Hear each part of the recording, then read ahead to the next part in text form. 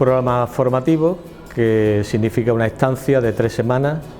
de concretamente 29 profesionales de Chile,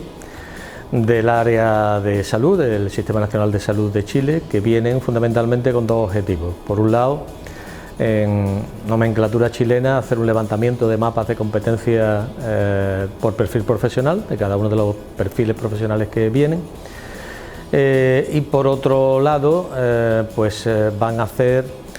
diferentes visitas, concretamente 7, a diferentes instituciones de salud de Cataluña, concretamente de Barcelona, lo cual les va a permitir un intercambio de experiencias, de ideas con diferentes profesionales del sector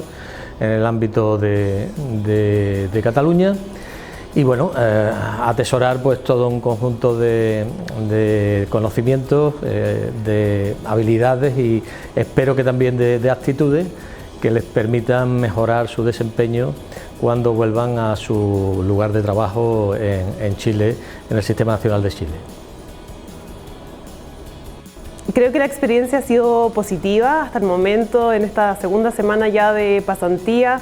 me ha permitido ver una realidad distinta a la que tenemos en Chile y también generar similitudes con aquellos aspectos que de repente no siempre visualizamos como buenos.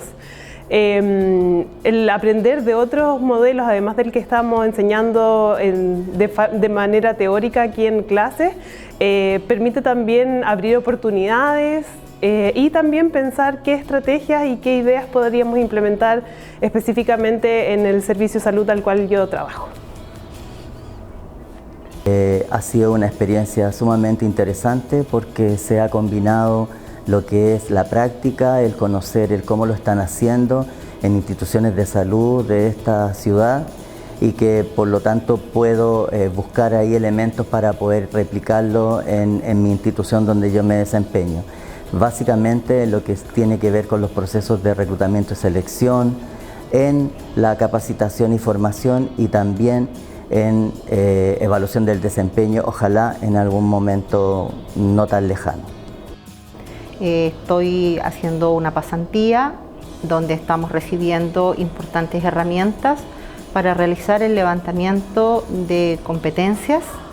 para el sistema de salud pública en nuestro país. Estas herramientas nos van a permitir establecer el liderazgo y la motivación hacia los profesionales, al desempeño sobre todo, con orientación hacia el logro y al desarrollo profesional y personal en cada uno de los lugares donde vamos a desarrollarnos.